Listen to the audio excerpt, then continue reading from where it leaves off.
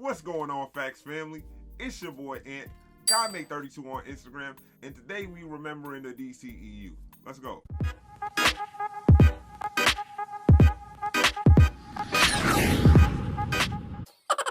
So yeah, guys, if you've been watching the channel for any amount of time, you know how big of a fan I am of DC. As you can see, it takes over most of my little decorations over here. And the DCEU for me was an amazing journey that took over most of my adult life. So it's a sad day when we have to come here and put this universe to rest. But the day has come.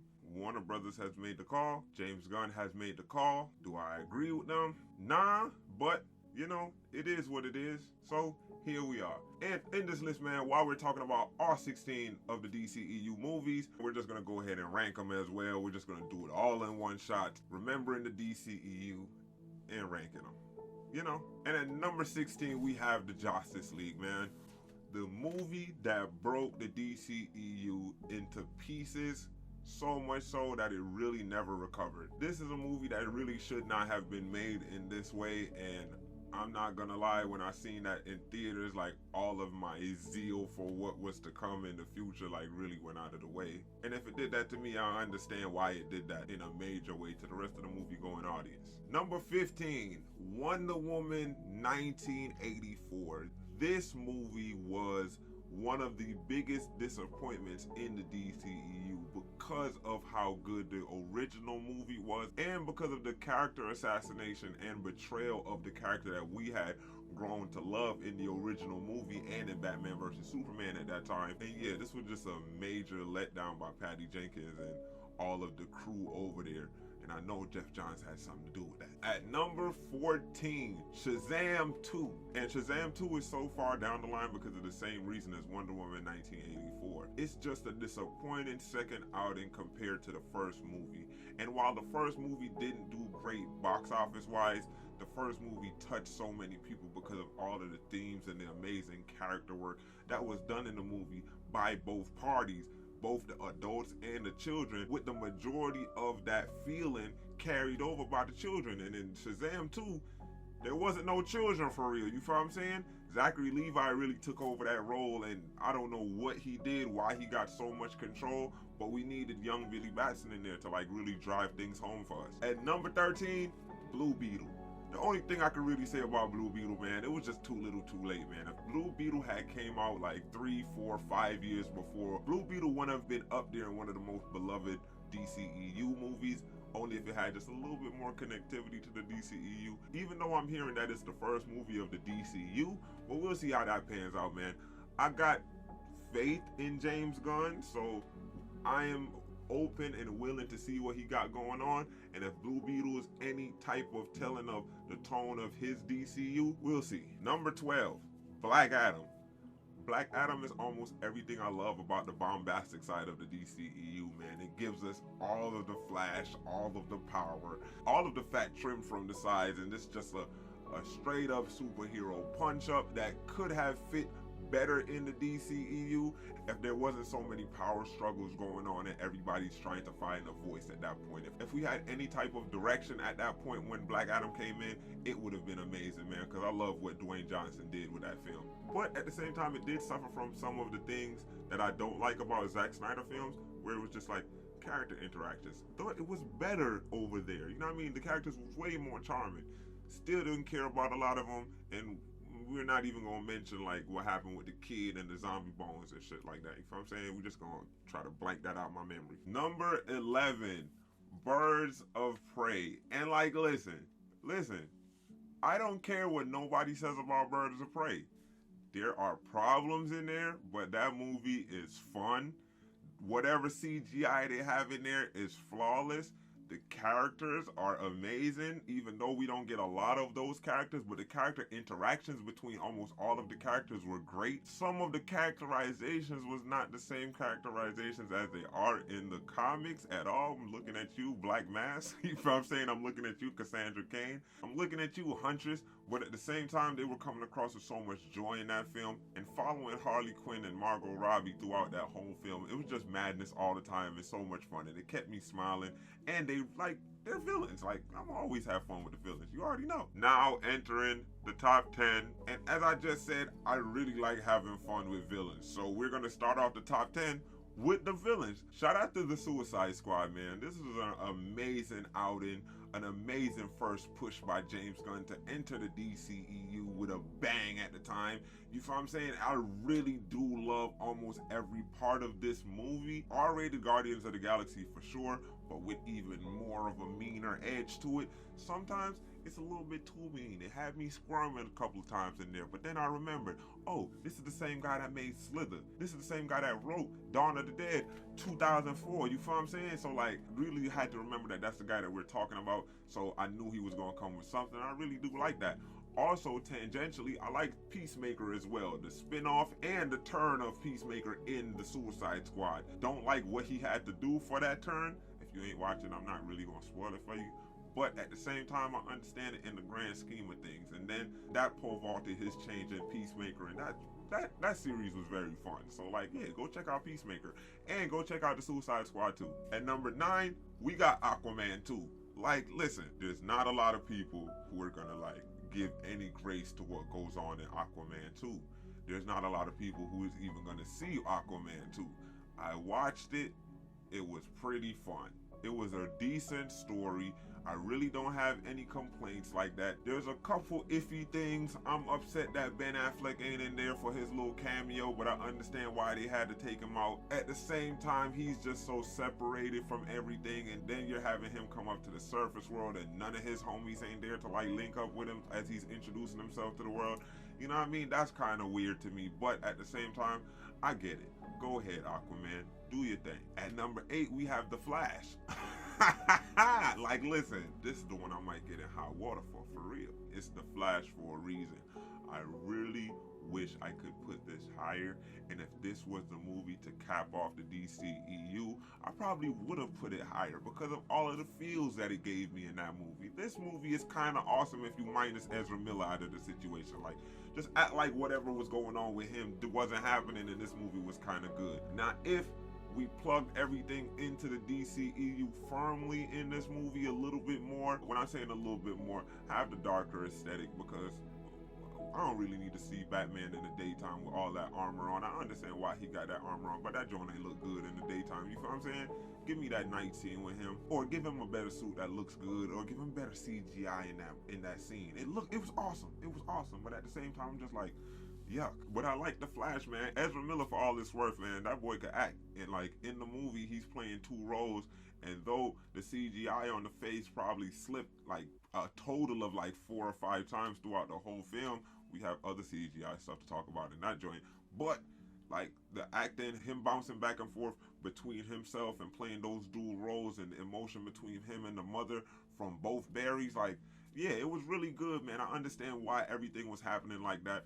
Cara Zor-El, Michael Keaton came out, did her thing. Sasha Calle, you feel what I'm saying? They did their thing in that. I was kind of upset that she didn't get to carry on, because I really did start to like her character. So, yeah, really did like almost everything in The Flash, the CGI aside.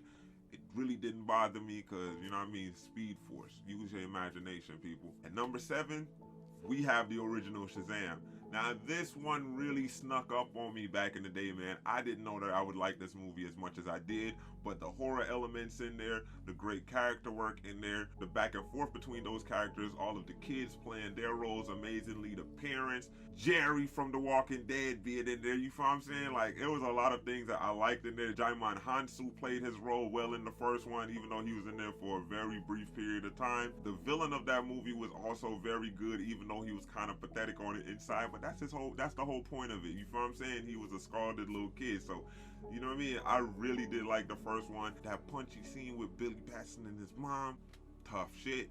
It worked me up. At number 6, one of the most divisive DCEU movies for so many different reasons. We could be talking about the depiction of Superman in there. We could be talking about the depiction of Batman in there. We could be talking about the depiction of these worlds in there, like how far is Gotham and Metropolis, like what these places look like, what Doomsday looks like. You feel what I'm saying? Like, there's so many things to quarrel about, Martha, but I really like the movie. The Ultimate Edition, for sure, made it so much better. But I like the movie overall, man. I did the mental gymnastics to make everything work in my head. I understood the situation. I understood the world that we were in.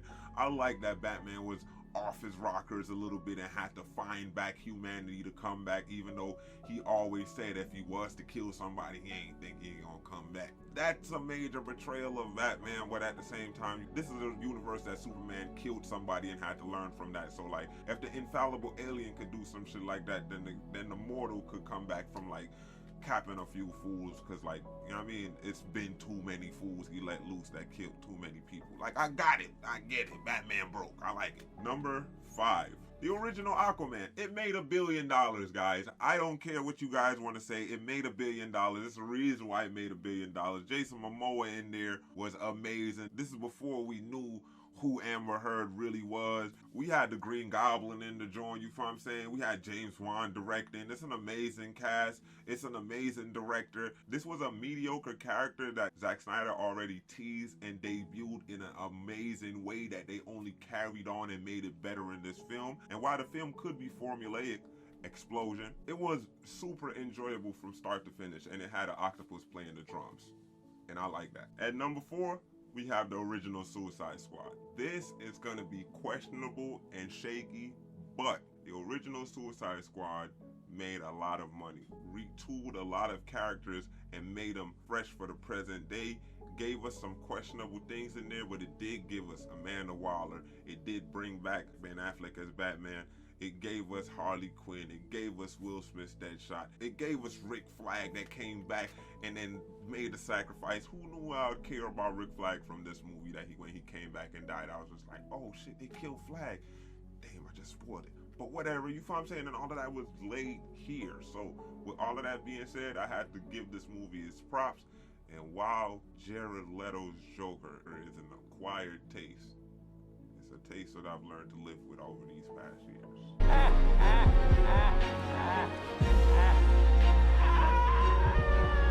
And at number 3, man, we have the movie that started it all, Man of Steel. Henry Cavill, amazing. For me, the best depiction of Superman that we've ever gotten in live action, period, point blank. New guy looks just like Henry Cavill but younger, so we gotta see how he acts. So you got the look down new guy, but Henry Cavill was the blueprint for you. I ain't gonna lie, man. That man is 6'4" in real life and jacked. That's Superman. You feel what I'm saying? Jacked with the little curly Q. That's Superman. I liked it. This Superman was so much more human than almost all of the other depictions of Superman that we have gotten, but he was human in the complicated way that anybody with so much power at their fingertips would be. He was tortured. He was confused. He was struggling with if he wanted to have that type of responsibility on his shoulder. And his Uncle Ben, which was the major contradiction from the comics, his Uncle Ben, Pa Kent, wasn't uber positive in this universe for whatever reason. These are the pillars of the universe, and we were shown that if the pillar was not stable, then we could not have a stable Superman. Now, all of that could be learned on the back end, but we ain't never get to see that fully flesh out. We got to see it because we got Zack Snyder's Justice League, but at the same time, we ain't never got to see that play out with a true Man of Steel 2 because the studio got greedy and rushed it. Bastards. At number 2, we got Zack Snyder's Justice League. Oh, yes. Listen, one problem with Zack Snyder's Justice League. Only one. That's it. Too damn long. Could have cut some shit down. Maybe 2 problems. The tantric singing behind the Wonder Woman every single time, we could have stopped that. I like the that's my Wonder Woman song. That all that you could have kept that, Zach. Could have kept that. Those are my 2 complaints. Everything else, perfect. Barry Allen gave me so much more Barry Allen in there. Gave me so much more Cyborg in there. Cared about Cyborg so much more than I ever did in Justice League 2016. Cared about even Aquaman in there because you gave him so much more to do in that and so much more personality in Zack Snyder's Justice League. Everything was better than the Justice League, and I can't understand why the studio never let that one come out. I just, you know, I'm gonna forever say that if that one was to have come out in the way that he wanted it, then we could have had notes at the end of that in order to fix it. If we had gotten to that point where we have gotten everybody, we had already had a couple movies, they would have had their chance to branch out and then fix the universe and then come back together, and they just never allowed it to get to that, and it was kind of downhill from there, man. I rolled it out, but damn. And number one, it's the original Wonder Woman. When this came out, I was just like, oh geez, they did it perfectly. You feel what I'm saying? Like, there was no complaints in the Wonder Woman movie for me. And while some of you guys may have had complaints about Thulis and Ares, how that all came together, I was like, if you watch closely, it made sense. And who Ares is always is gonna be the one who's whispering, who wants people to war for all of that. And the key point with Ares that people didn't get back in the day, it's not that he's the one that's possessing people to war. He's the one that sniffs out the war in people's hearts and just like pokes them and pushes them a little bit. That's all. He finds the hate, so it's not him that's causing the war. He didn't start World War I. He literally controlled people. He was just took all of the malice in their hearts and just like poked and prodded them until it turned into that. Still doesn't really explain the ending when everybody starts hugging each other, but you know, I just think it's like a momentary evil lifted, and it was just like, oh shit, for a second. I was like, oh, I still hate y'all. But yeah, guys, bittersweet moment. It's a bittersweet day as we lay the DCEU to rest. It was amazing at times. It was terrible at times, but the entire time for me, I was enjoying the ride. These are my favorite characters in physical or print media. These are the characters I grew up on. Batman been my favorite character from ever since. Superman been the most powerful character in my Rolodex from ever since. You feel what I'm saying? All of these other characters are respected. So upset that we didn't get Green Lantern in here for real. So upset that we didn't get Martian Manhunter for real. We got their little cameo scenes, and we got a proposed cameo scene from Zack Snyder's Green Lantern. I'm blanking on his name right now, but none of that really came to fruition. You know, it's a rough one for me, man. But jump down in the comments and let me know what you think about this one, man. Which one was your favorite in the DCEU? Where did you think they went wrong? Who's the most iconic characters? Which actors of all the DCEU played their characters the best? Put that in the comments below. And what do you think is going to happen in the new DCU with James Gunn? Put that in the comments as well. But yeah, guys, if you like what we're doing here, please remember to like and subscribe. It helps us way more than you know, and it helps us beat the YouTube algorithm. And if you want to be notified when we upload new videos, go ahead and click that little bell icon. Thank you.